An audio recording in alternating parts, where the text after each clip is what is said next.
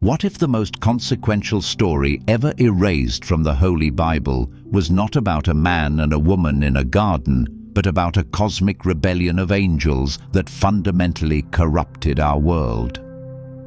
We have been handed one version of primordial history, the official account in the Book of Genesis, which lays the burden of the world's brokenness at the feet of human disobedience. It is a story we all know. But there is another version, an older, darker, and far more explosive account, one that has been deliberately sidelined, hidden within the forbidden chronicles of the Book of Enoch. This is not merely a retelling of a forgotten myth. This is a theological investigation into one of the most significant acts of censorship in human history. We will not simply tell you what the Book of Enoch says. We will expose the fault lines it creates when placed side by side with the canonical Bible. We will unearth the evidence that a catastrophic event involving divine beings was the true catalyst for the Great Flood. And we will dare to ask the question that gatekeepers of orthodoxy have avoided for centuries. Why was this terrifying and crucial history erased? Be warned. What you are about to hear does not seek to comfort. It seeks to challenge. The information presented in this investigation will fundamentally alter your understanding of angels, the true purpose of the Great Flood, and perhaps the very origin of demonic evil on this planet. We are not here to preach. We are here to dig. Join us as we unearth a history that was not just lost, but deliberately buried.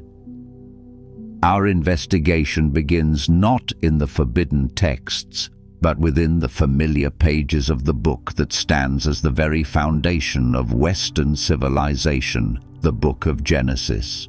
It is here, in the 6th chapter, just before the account of Noah's flood, that we encounter one of the most abrupt, enigmatic, and profoundly unsettling passages in the entire biblical canon. For a few brief verses, the narrative curtain is pulled back, revealing a glimpse of a reality so strange and chaotic that it seems to belong to a different story altogether. Genesis chapter 6 begins, "When man began to multiply on the face of the land, and daughters were born to them, the sons of God saw that the daughters of man were attractive, and they took as their wives any they chose." Let's stop there. The text casually introduces a group called the Sons of God, in Hebrew, the Bnei Ha-Elohim, a term overwhelmingly used in the Old Testament to refer not to human beings, but to divine, angelic beings. And these divine beings are not just observing humanity, they are descending, lusting after human women, and initiating unions that shatter the created order. The text offers no further explanation. Who were these sons of God? What gave them the right or the power to take human wives? The narrative moves on as if this cosmic breach is a minor detail, but it gets stranger. Verse 4 drops another bombshell. The Nephilim were on the earth in those days, and also afterward, when the sons of God came in to the daughters of man, and they bore children to them. They were the mighty men who were of old, the men of renown. The text introduces a race of beings called the Nephilim, a word often translated as giants, but which more accurately carries the connotation of the fallen ones. They are presented as the hybrid offspring of this forbidden union between the divine and the human. And then, just as quickly as they are introduced, they are gone from the narrative. Who were they truly? What impact did these God-men have on the world? Why are they mentioned in the same breath as God's decision to destroy the world? The Bible remains eerily silent. This is the mystery. the void in the official record. Genesis presents a catastrophic problem. Angelic beings breeding with humans, producing a hybrid race, and then immediately pivots to God's judgment on mankind. The connection is implied, but the mechanism is missing. It's like arriving at a crime scene to find a city in ruins, being told the cause was a bomb, but with no information about who built the bomb, why they detonated it, or what it was made of. An information gap of this magnitude, at such a pivotal moment in the sacred narrative, is not an accident. It's a redaction. It's a hole where a larger, more terrifying story used to be. And to find that story, we must turn to the testimony of the one man who saw it all. To fill the void that Genesis leaves open, we must call upon our primary witness. His name is mentioned only briefly in the canonical text, a fleeting figure in the long genealogy from Adam to Noah, but his legacy is one of the most profound in all of sacred history. His name is Enoch. The book of Genesis, chapter 5, tells us this about him. Enoch walked faithfully with God. Then he was no more, because God took him away. This single verse sets him apart from every other patriarch of the ancient world. Enoch did not die. He was an exception to the rule of mortality. A human being deemed so righteous, so intimately connected to the divine, that he was taken directly into the heavenly realms while still alive. This is not a minor detail. It is the foundation of his authority. The traditions that flourished around Enoch, traditions that were thriving and widely accepted in the centuries leading up to the time of Christ, did not see him merely as a historical footnote. They saw him as the ultimate insider, the human explorer of the divine cosmos.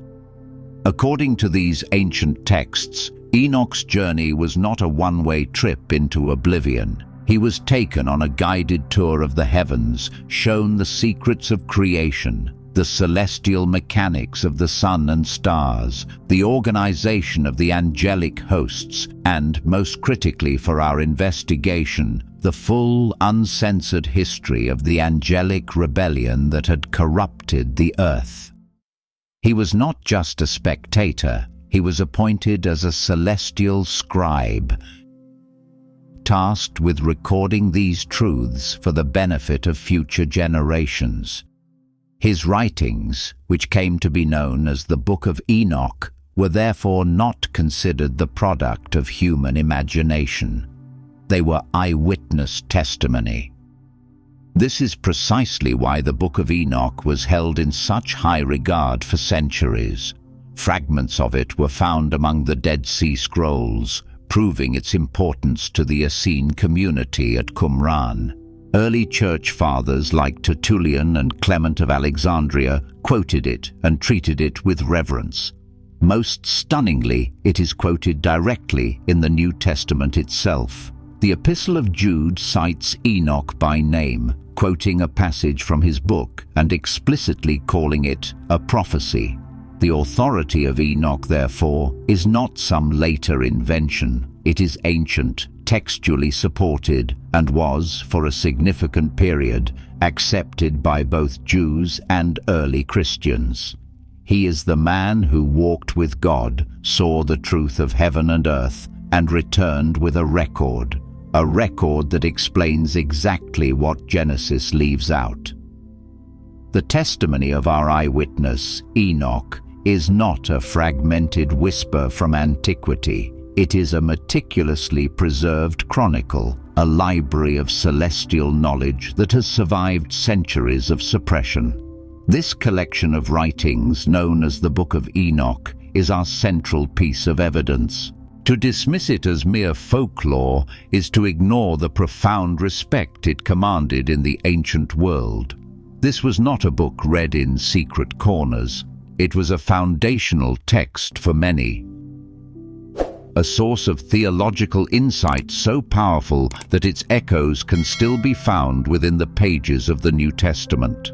The book itself is not a single, linear story, but a compilation of at least 5 distinct major works, each a revelation in its own right.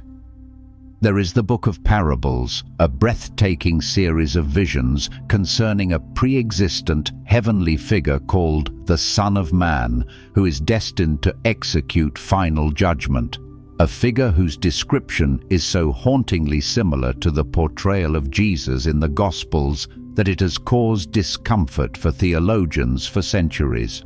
There is the Astronomical Book, a document of such precise and complex celestial mechanics that it reads less like a religious text and more like a divine engineering manual, laying out the blueprint for a perfect 364-day solar year governed by heavenly gates.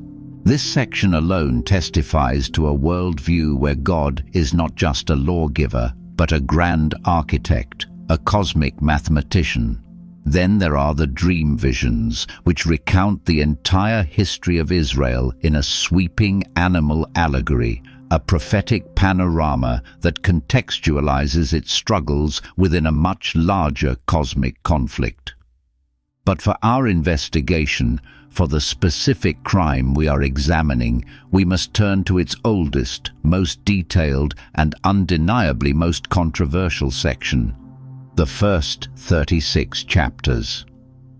This is the part of the chronicle known as the Book of the Watchers. This is not just another part of the library, it is the foundational document. It is the missing prequel to the Great Flood. It is the uncensored director's cut of the events that Genesis reduces to 2 cryptic verses. The Book of the Watchers does not just supplement Genesis, it indicts it for its silence. It provides the names of the angelic ringleaders, the specific location of their conspiracy, the precise forms of forbidden knowledge they unleashed upon the earth, and the horrific biological consequences of their rebellion. It is the detailed charge sheet that outlines the cosmic crimes committed against humanity and against the very fabric of creation. Reading the Book of the Watchers is like discovering the complete, unredacted court transcripts of a trial for which you have only ever been given a 1-sentence summary. It methodically lays out the motive, the means, and the opportunity for the corruption of the primordial world. It explains with terrifying clarity how the earth became so polluted genetically, spiritually, and morally that a global deluge was not merely a fit of divine anger, but a necessary, agonizing act of planetary cleansing. This is the story they didn't want you to know, preserved in the words of the man who saw it all, and it begins not with human sin, but with a holy mission that went horribly wrong. According to the Chronicle of Enoch, the primordial world, in the age before the flood, was in a state of delicate innocence. Humanity was young, multiplying across the face of a planet that was still vibrant with the undiluted glory of its creation. But this youthful humanity was also vulnerable. And so, from the highest heavens, a decision was made. A mission was sanctioned. It was not a mission of conquest or control, but of guardianship. 200 of the angelic host, a specific legion of divine beings, were selected for this sacred duty. Enoch calls them the Watchers. This name itself is profoundly significant. They were not called rulers, kings, or gods. Their mandate was not to interfere, not to govern, not to impose their will upon the developing human race. Their purpose was to observe, to stand as silent, celestial sentinels at the edge of the human world. They were to be a protective barrier, a spiritual early warning system to ensure that the fragile experiment of humanity was not corrupted by outside forces. Enoch tells us they were led by a chief named Azazel and descended upon the summit of Mount Hermon, a peak that sits on the border of modern-day Syria, Lebanon, and Israel. This geographical specificity grounds the story in a real-world location, lending it the weight of a historical account, not a vague myth. These were not rogue angels at the outset. They were the elite, the trusted agents of heaven, beings of immense power, beauty, and wisdom. Their very presence was meant to uphold the divine order, to maintain the sacred boundary between the celestial realm and the terrestrial one. Imagine them, radiant figures standing unseen on mountain peaks, their gaze sweeping over the valleys where the first villages were forming. They watched the cycles of human life unfold: births, deaths, the planting of crops, the forging of the first communities. They were the guardians of a paradise, the silent protectors of a world that did not yet know the true meaning of systemic evil. Their mission was holy, their purpose was pure, and their authority came from the throne of God itself. This is the tragic height from which they were about to fall. For a time, the sacred mission held. The watchers observed, and humanity grew under their silent, unseen gaze. But the Chronicle of Enoch marks a precise moment when everything changed. The temptation that unraveled creation did not come from some external, demonic force. It arose from within the watchers themselves, a corruption born from proximity and desire. As they watched the daughters of men, observing their beauty, their vitality, and their mortal lives, a profound and forbidden longing began to stir within these celestial beings. What began as observation curdled into obsession. The narrative focuses on their leader, Azazel, as the catalyst for the conspiracy. He saw this illicit desire spreading through the ranks of his command and understood its catastrophic potential. But instead of quelling the rebellion, he chose to orchestrate it. Enoch's account portrays him as a cunning, strategic leader who feared being the sole scapegoat for this ultimate transgression. He knew that a lone sinner would be easily punished, but a conspiracy of 200 would be a cosmic crisis. And so he summoned his legion to the summit of Mount Hermon, the very place where their sacred mission had begun. There, under the celestial sky they had sworn to serve, Azazel laid out his plan. He voiced the forbidden desire that all of them felt, proposing that they abandon their post, descend together, take human wives, and father children. But he added a critical, damning step. He compelled them all to bind themselves with a pact, a mutual oath sworn under penalty of a curse, that no one would back out of this plan, and that all would share equally in the crime and its consequences. The Book of Enoch states, "And they all swore together and bound themselves by mutual imprecations upon it." This was not a moment of weakness. It was a calculated, liturgical act of rebellion. The oath on Mount Hermon was a formal declaration of war against the divine order. They were not merely falling, they were defecting. They were consciously choosing to shatter the most fundamental law of creation, the separation of the spiritual and the physical, the divine and the mortal. They were abandoning their posts as guardians and choosing to become invaders. This sworn pact, this shared damnation, sealed their fate and set in motion a chain of events that would unleash a tide of genetic and spiritual corruption so profound that it would require the cleansing of the entire world. With the oath on Mount Hermon sworn, the rebellion was no longer a matter of thought or desire. It became a horrifying physical reality. The 200 watchers descended from the mountain, abandoning their celestial nature to immerse themselves in the mortal world. They were beings of radiant power and otherworldly beauty, and their open appearance among humankind caused a cataclysm of its own. They took wives from among the daughters of men, initiating the forbidden unions they had lusted after. This was not a partnership of equals. It was a cosmic violation, a mingling of two distinct orders of creation that were never meant to be joined. One was eternal, spiritual, and made of the stuff of heaven. The other was mortal, physical, and formed from the dust of the earth. The inevitable result of this unholy alliance was a new race of beings, a monstrous progeny that the Book of Enoch and the Book of Genesis both call the Nephilim. While often translated simply as giants, the term barely scratches the surface of their terrifying nature. Enoch describes their creation in chilling detail.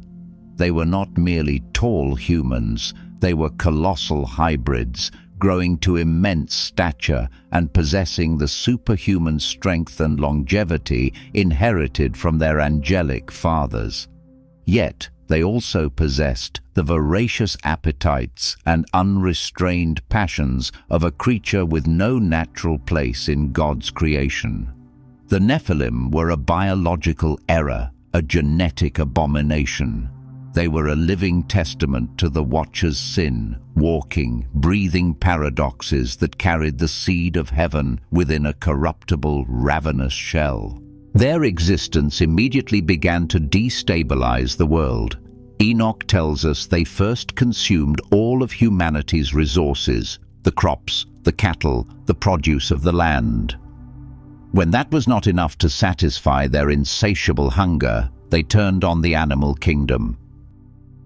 And when the animals were gone, in a final, horrifying escalation, they began to turn on humanity itself, devouring human flesh and drinking their blood. The world, once a place of youthful innocence, became a planetary hunting ground for these demigods. The Nephilim were not just a problem, they were a plague, and their unchecked reign of terror was just the first wave of the corruption that would soon drown the entire world. The corruption unleashed by the Watchers was not limited to the biological horror of the Nephilim. A deeper, more insidious contamination was taking place as certain members of the fallen legion began to systematically transmit forbidden knowledge to humanity. Celestial secrets that mankind was never meant to possess. The Book of Enoch singles out one Watcher in particular as the primary architect of this technological and cultural corruption. His name was Azazel. He was not merely a participant in the rebellion. He was a teacher, a dark Prometheus who gifted humanity with the tools of its own damnation. Enoch's chronicle provides a specific and chilling list of the gifts Azazel bestowed. He taught men the art of metallurgy, not for the creation of farming implements, but for the forging of weapons. He revealed the secrets of making swords, knives, shields, and breastplates. Before Azazel, human violence was limited by primitive tools. After Azazel, it became an efficient, deadly science. He introduced the concept of industrialized warfare, turning localized conflicts into systematic slaughter. This single act of knowledge transfer was the catalyst that transformed a world of tribal squabbles into a world drowning in bloodshed, perfectly aligning with the description in Genesis that the earth was filled with violence. But Azazel's corruption was twofold, aimed at destroying humanity from both the outside and the inside. He not only armed the hands of men, but also poisoned the hearts of women. Enoch records that he taught women the art of deception, the crafting of cosmetics, the coloring of eyelids with kohl, and the making of ornate jewelry from precious metals and stones. This was not about artistry, it was about inciting vanity, lust, and social competition. He introduced a culture of materialism and superficiality, turning the natural beauty of creation into a contest of adornment and pride. Azazel's teachings created a feedback loop of destruction. The weapons he introduced were used to fight over the very resources and status symbols that his other teachings had made desirable. He was not just an angel who fell, he was the architect of a fallen civilization, single-handedly introducing organized war and vanity to the human race. If Azazel's gifts were designed to corrupt the physical world, the body, and the society, the contributions of the rebellion's leader, Samjaza, were aimed at a deeper target, the human spirit. While Azazel was teaching mankind how to kill one another with unprecedented efficiency, Samjaza was teaching them how to sever their connection with God and traffic with forbidden spiritual realms. He introduced humanity to a different kind of power, one not forged in fire and metal, but whispered in shadows and written in symbols. Enoch's chronicle explicitly states that Samjaza and his co-conspirators taught humanity the arts of sorcery, incantations, and the cutting of roots, a reference to the occultic use of plants and herbs in magical rituals. This was not a harmless introduction to folk medicine. It was a fundamental reorientation of humanity's spiritual focus. Before the Watchers, the human relationship with the divine was direct and simple. Now, Samjaza opened a Pandora's box of alternative spiritual technologies. He taught humanity how to manipulate unseen forces, how to bind spirits, how to cast spells to gain power, to seek revenge, or to fulfill selfish desires. He was, in essence, the father of witchcraft and the occult sciences. This act of spiritual treason was perhaps even more devastating than Azazel's introduction of warfare. War destroys the body, but sorcery poisons the soul. By teaching these arts, Samjaza accomplished two things. First, he democratized a form of power that was never meant for human hands, creating a world where individuals could seek supernatural advantage outside of God's will, leading to spiritual chaos and dark competition. Second, and more critically, he established a new, competing system of worship. People began to turn away from praying to the Creator, whose ways are often mysterious and demanding of faith, and instead turned to performing rituals for lesser spirits and powers that offered immediate, tangible, and often malevolent results. The world, already sinking under the weight of physical violence, was now also being drawn into the snares of dark spiritual powers.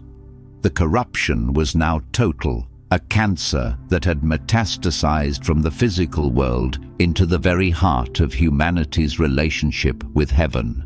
With the world now saturated by genetic hybridization, advanced warfare, systemic vanity, and occult practices, the consequences escalated beyond individual acts of sin. The very planet, according to Enoch's account, became sick. The corruption had reached a planetary scale, a state of systemic defilement that went far beyond mere human wickedness. The earth itself was groaning under the weight of this multi-layered assault. This was not a poetic metaphor. It was a description of a creation thrown into violent disarray. The violence of the Nephilim and the wars of men had stained the soil with blood. Enoch describes a world where the cries of the innocent and the blood of the slain were crying out to heaven. This imagery suggests that the earth itself was acting as a witness, absorbing the trauma of this unprecedented bloodshed and crying out for justice. The spiritual corruption introduced by Samjaza had an equally tangible effect, polluting the very atmosphere. The practice of sorcery and the summoning of dark powers created a spiritual toxicity, a miasma of evil that suffocated the natural purity of the world. The sacred harmony that once existed between the physical and spiritual realms was shattered. This state of planetary defilement provides a far deeper and more terrifying context for the brief statement in Genesis 6:11. Now the earth was corrupt in God's sight and was full of violence. The Hebrew word for corrupt, shachath, doesn't just mean morally naughty, it means ruined, decayed, spoiled beyond repair, like a body riddled with a terminal disease. The Book of Enoch explains how it reached this state. The earth wasn't just filled with bad people, it was a contaminated system. Its genetic lines were polluted by the Nephilim, its societies were addicted to the technologies of war and vanity, and its spiritual environment was poisoned by the occult. The world was no longer just a home for sinners. It had become a failed state, a cosmic wasteland, a cancerous growth in God's creation. And it was from this state of total systemic collapse that a cry for help finally broke through to the courts of heaven. While the earth was groaning under the unbearable weight of this corruption, the Chronicle of Enoch shifts our perspective from the terrestrial crime scene to the celestial throne room. The chaos on earth did not go unnoticed. The highest orders of the angelic host, the archangels who had remained faithful to their Creator, were watching the catastrophe unfold. Enoch names 4 of them specifically, the primary agents of heaven's response. Michael, the great commander of the angelic armies; Uriel, the light of God and keeper of wisdom; Raphael, the divine healer; and Gabriel, the chief messenger.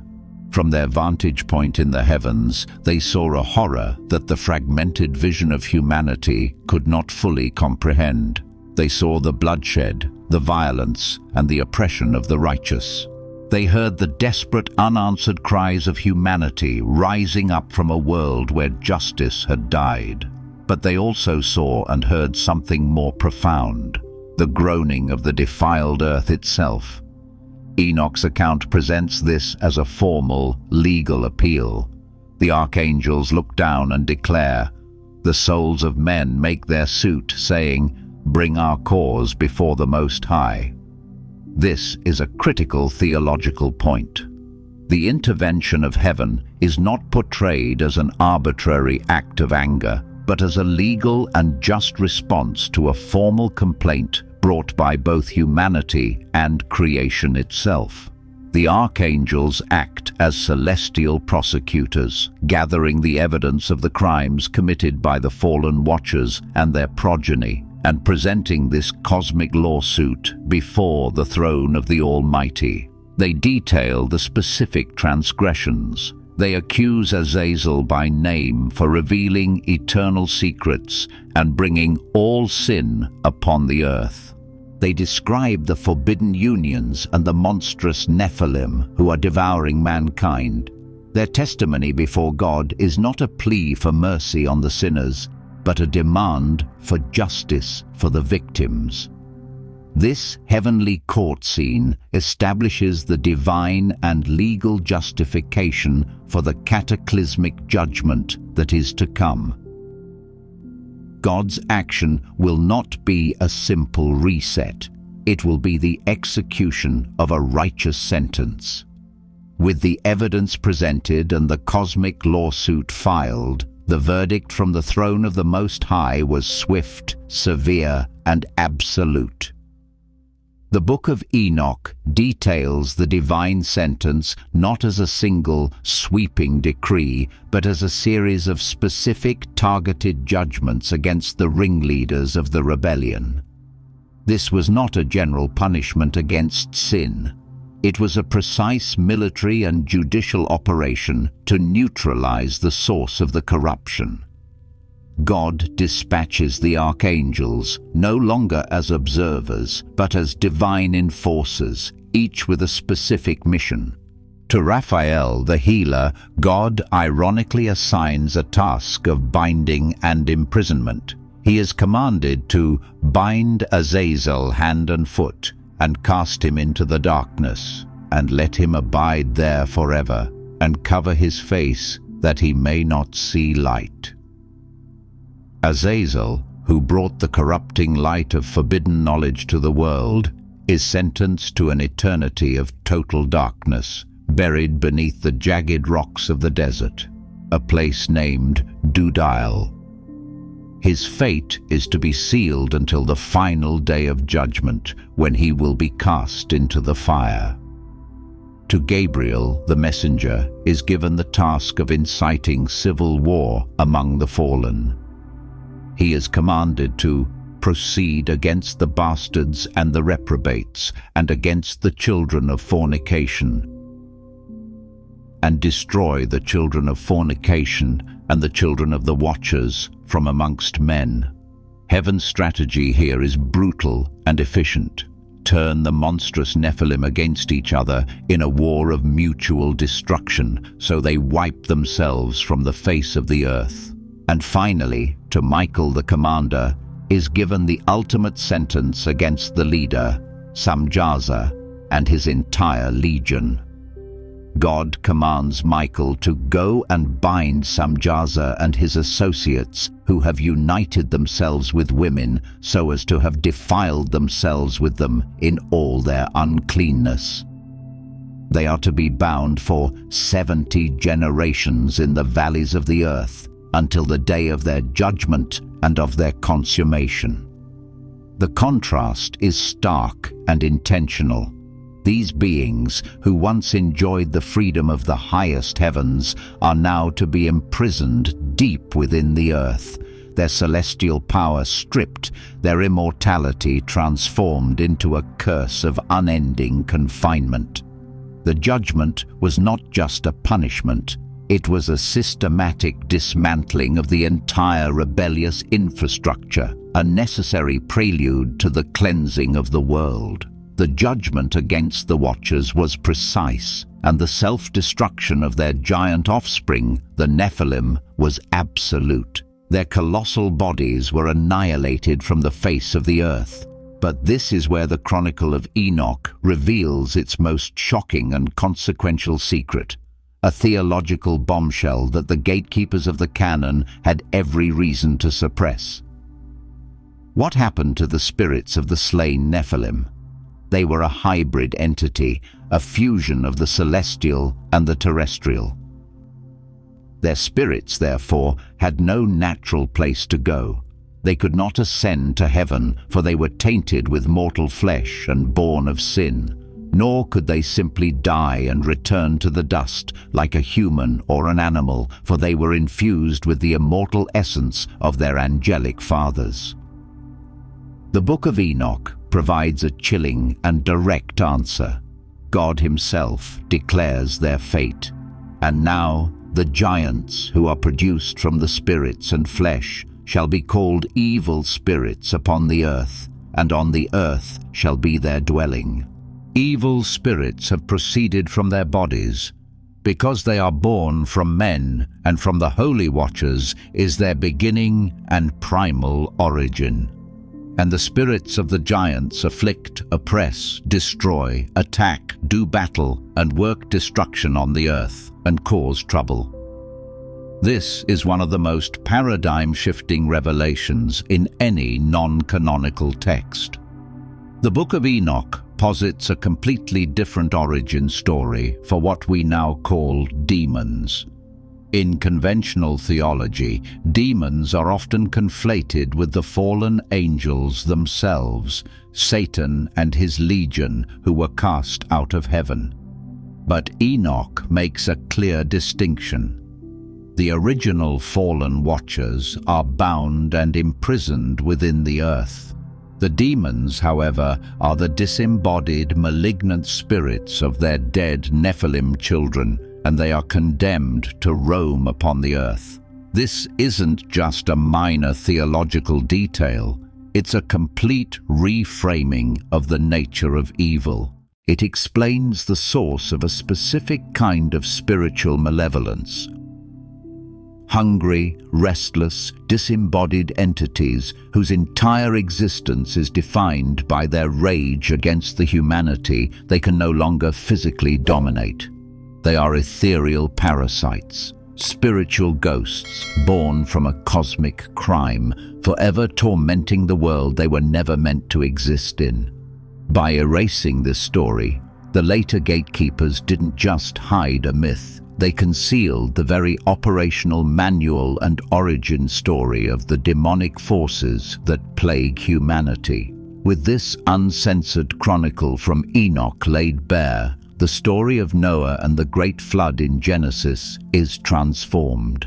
It is no longer a puzzling, almost petulant act of a disappointed deity, but a necessary, catastrophic, and multifaceted act of cosmic surgery. The flood was not simply a punishment for humanity's bad behavior. Seen through the lens of Enoch, it was a desperate, last resort solution to a series of specific, systemic problems that threatened the entire future of creation and God's plan for it. First and foremost, the flood becomes a genetic cleansing. The primary contamination was the corruption of the human genome through the breeding of angels with women. The Nephilim were not just a few scattered giants. They were a burgeoning dominant species, and their bloodline was spreading, polluting the very seed of Adam. In order for a future Messiah, the seed of the woman promised in Genesis 3 to be born from a pure human line, the Nephilim contamination had to be eradicated completely. The waters of the flood were a planetary-scale disinfectant, a terrible baptism designed to wipe the corrupted DNA from the face of the earth, preserving only the pure lineage of Noah and his family. Second, the flood was a spiritual exorcism. As Enoch revealed, the disembodied spirits of the dead Nephilim had become a plague of demons upon the earth. But just as critically, the world itself had become a landscape of spiritual filth, its very soil crying out from the blood of the innocent, its altars turned to the worship of dark powers. The flood was a ritual cleansing, a washing of a defiled planet to remove the stain and stench of the Watcher's rebellion. It was an attempt to reset the spiritual environment to a state where humanity could once again have a relationship with God without the overwhelming interference of these malignant forces. Finally, the flood was a technological reset. The forbidden knowledge given by Azazel and others had accelerated human civilization down a path of self-destruction. Humanity had been given the tools of advanced warfare and the obsessions of materialism far too early in its development. The flood was a hard reboot, wiping the slate clean not just of sinners, but of their corrupted, divinely sourced technology, forcing the survivors to start again from a more primitive, agrarian state. It was not just about punishing sin. It was about removing the very tools, temptations, and biological monstrosities that made a righteous life all but impossible. This is the true, terrifying, and far more logical motive for the flood that Genesis only hints at. Now we arrive at the central question of our investigation. If the Book of Enoch provides such a cohesive, powerful, and logical explanation for the state of the pre-flood world and the necessity of the flood itself, why was it erased? Why would the later gatekeepers of the biblical canon choose the cryptic, incomplete version in Genesis over this detailed, uncensored account? The first and most significant motive is found in the explosive theological problem that Enoch's narrative creates. It has to do with the very origin of sin. The orthodox Christian doctrine of original sin, built largely upon the writings of the Apostle Paul and later theologians like Augustine, places the primary responsibility for the corruption of the world squarely on the shoulders of Adam and Eve. In this model, their single act of disobedience in the Garden of Eden introduced sin into the human race, a hereditary stain passed down through all generations. It is a human-centric problem. We broke the world. Therefore, we are in need of a savior to fix what we broke. This is a clean, straightforward, and powerful theological framework. The Book of Enoch utterly demolishes this simple framework. In Enoch's account, while Adam's sin may have opened the door, the true, overwhelming tide of corruption that flooded the world and made the deluge necessary was not of human origin. It was a celestial infection, a plague introduced by a legion of rebellious divine beings. They taught humanity organized warfare. They introduced sorcery. They corrupted the human gene pool. In this model, humanity is less of a perpetrator and more of a victim, a tragically susceptible species that was groomed, exploited, and contaminated by beings far older, more powerful, and more cunning than themselves. This alternative history presented a massive problem for the later church fathers. It complicated the narrative of sin, shifting the blame from a controllable human problem to an uncontrollable cosmic one. If the primary source of the world's evil is a legion of fallen angels and their demonic offspring, then the simple solution of human repentance and moral behavior becomes woefully inadequate. It suggests that the problem of evil is not just a software issue in the human heart, but a hardware issue in the very fabric of the cosmos. By removing the Book of the Watchers, the gatekeepers could maintain the simpler, more elegant, and more manageable doctrine of original sin, preserving a narrative where humanity was both the primary cause of the world's brokenness and the central focus of its redemption.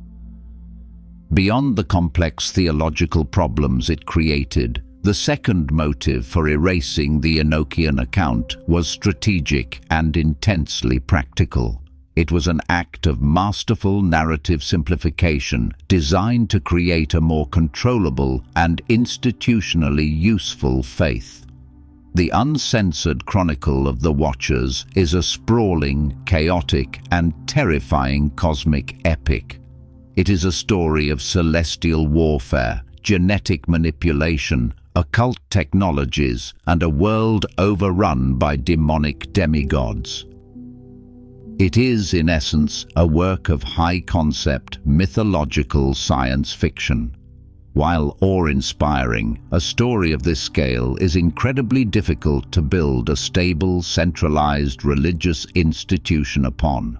It raises more questions than it answers, and deals with forces far beyond the immediate moral sphere of the average believer. The later gatekeepers of the faith, particularly as the church grew from a persecuted sect into a powerful institution, needed a simpler, more portable, and more ethically focused narrative. They performed a brilliant act of narrative reduction. They took a story that was fundamentally about cosmic physics, genetics, and spiritual warfare, and transformed it into a story that was solely about human morality. The entire focus of the fall was surgically shifted from the primordial celestial rebellion of the Watchers to the later, smaller, and far more manageable domestic rebellion of Adam and Eve in a garden. This narrative pivot was strategically ingenious. The problem of the universe was no longer a host of corrupting angels. It was a disobedient couple. The source of the world's chaos was no longer a complex transfer of forbidden knowledge and genetic material. It was the bite of a forbidden fruit. The cosmic problem was downsized to a human-scale ethical problem, and in doing so, it created a version of the faith that was far less concerned with the messy, terrifying realities of cosmic history, and far more concerned with the moral management of the human soul.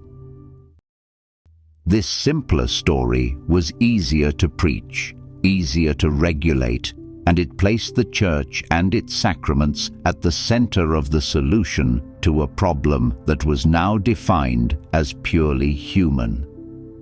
The complex, chaotic truth of Enoch was sacrificed for the sake of a simpler, more controllable, and institutionally effective morality tale.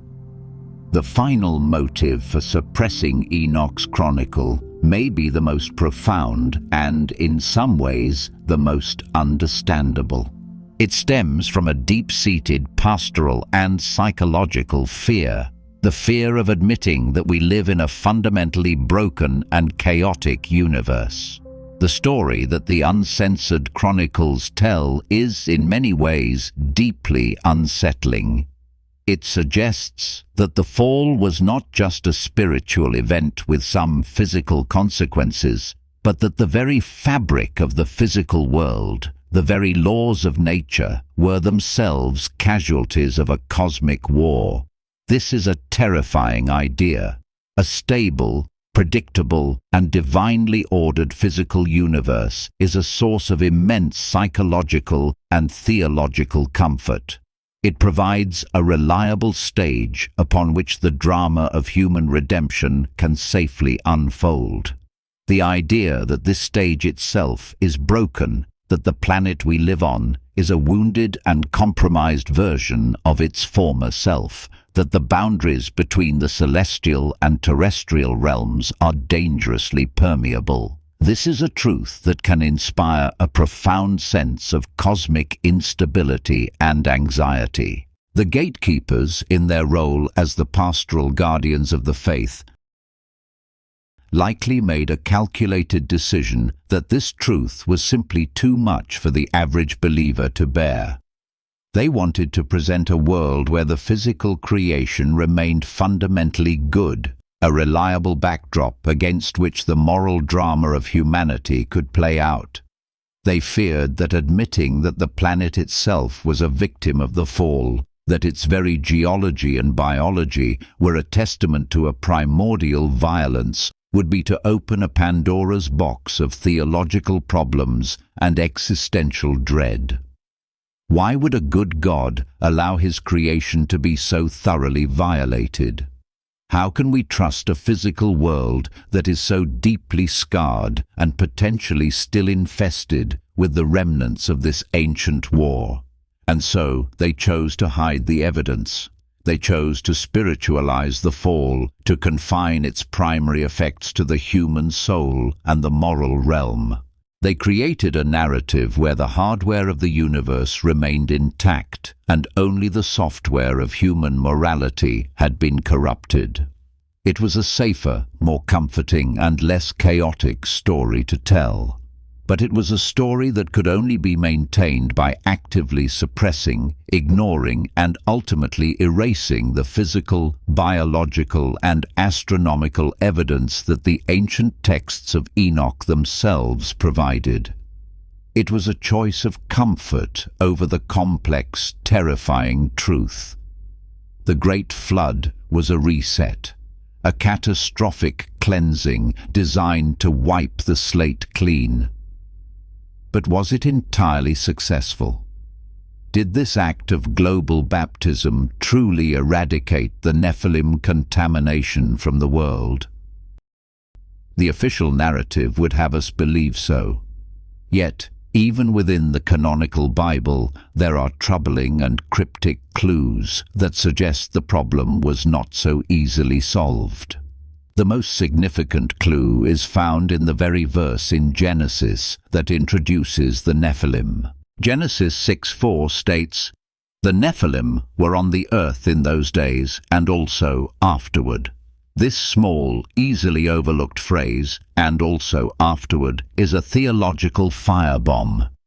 It explicitly suggests that the existence of the Nephilim was not confined to the pre-flood world. It implies that either some of them survived the deluge, or, more troublingly, that the same forbidden act of angelic human breeding occurred again, even after the world had been washed clean. This is not just a wild speculation based on a single phrase. The Bible itself seems to corroborate this. Centuries after the flood, when Moses sends 12 spies into the promised land of Canaan, they return with a terrifying report. They speak of a land inhabited by giants. Specifically, they claim to have seen the descendants of Enoch, who they say come from the Nephilim. Their terror is palpable.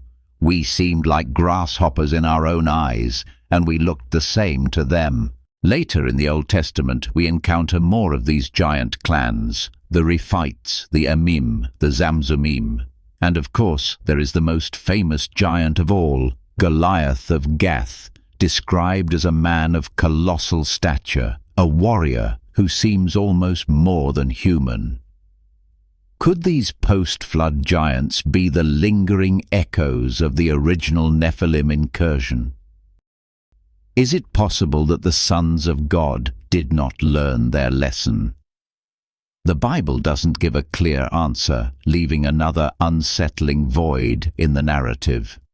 But the possibility it raises is profound. It suggests that the war against this cosmic corruption was not a single decisive event, but a long, ongoing struggle.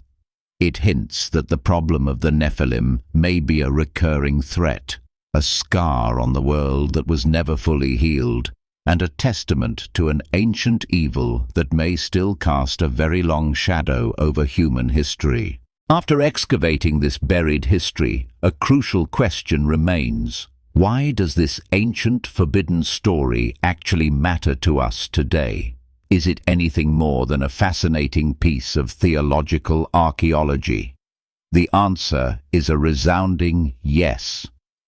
Reclaiming this uncensored chronicle of the Watchers is not just an academic exercise. It provides a vital, operational context for understanding the very nature of the world we inhabit and the spiritual battles we face. By ignoring this history, we are fighting a war with incomplete intelligence. First, this story provides a more robust and coherent explanation for the pervasive, systemic evil in the world. The simplistic model of a world broken solely by human sin often struggles to account for the sheer scale and intensity of cruelty, chaos, and organized destruction we see throughout history. The Enochian account provides a missing piece of the puzzle. It posits that we are not just wrestling with our own fallen nature. We are living in a world that has been deeply and historically contaminated by a hostile, non-human intelligence. It contextualizes our world as a post-cataclysmic environment, a spiritual war zone still littered with the metaphysical debris of an ancient angelic incursion. This understanding doesn't excuse human sin, but it frames it within a much larger, more ancient conflict. Second, it redefines the nature of our spiritual enemy. The story of the restless, demonic spirits of the Nephilim gives a face and a motive to the forces of darkness. They are not merely abstract temptations or philosophical concepts of evil. They are specific entities with a clear origin story. They are the disembodied, enraged souls of a hybrid race, forever bound to the earth, driven by a parasitic need to afflict and torment the humanity they resent. This knowledge transforms our understanding of spiritual warfare from a defensive battle against temptation into an active struggle against a specific, identifiable foe whose tactics and motivations have been laid bare. Ultimately, knowing this forbidden history matters because truth matters. A faith built on a simplified, redacted history is a faith built on an unstable foundation. It leaves its followers vulnerable, unable to account for the deeper and stranger realities of the world. By reclaiming the story of the Watchers, we are not undermining the Bible. We are adding a crucial, missing chapter that illuminates its darkest passages. We are equipping ourselves with a more complete, more honest, and far more awe-inspiring understanding of the cosmic stakes of the story we are in. Our investigation is now complete. We began with a mysterious void in the Book of Genesis, a few cryptic verses that hinted at a story too strange to comprehend. We followed the trail to the forbidden chronicle of an ancient witness, the prophet Enoch, who saw it all. Within his words, we unearthed a history that had been deliberately buried, a history not of human failure, but of a cosmic crime. We have exposed the full account of the Watchers, the divine guardians who became invaders, and their monstrous offspring, the Nephilim, who devoured the ancient world. We have revealed that this rebellion was not just a spiritual fall, but a transfer of forbidden technology and occultic knowledge that systematically corrupted humanity, leading to the origin of organized warfare, systemic vanity, and demonic spirits. We have laid bare a new and far more coherent motive for the Great Flood, not just a punishment, but a desperate act of genetic cleansing and spiritual exorcism. Most importantly, we have exposed the motives for this story's erasure, a strategic choice by later gatekeepers to simplify a complex theological problem, to control the narrative of sin, and to shield believers from the terrifying reality of a chaotic, compromised universe.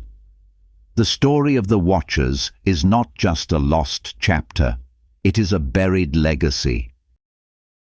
It is a testament to a time when the veil between heaven and earth was torn, and the consequences reshaped our reality forever. The official story you have been told is clean, simple, and places the blame squarely on humanity. The truth, as we have seen, is far messier, far more ancient, and far more terrifying. Now that the evidence has been presented, the final question is not for us to answer, but for you to contemplate. This story was not merely lost, it was hidden. And if they were willing to erase a history this monumental, what other truths are they still hiding from you?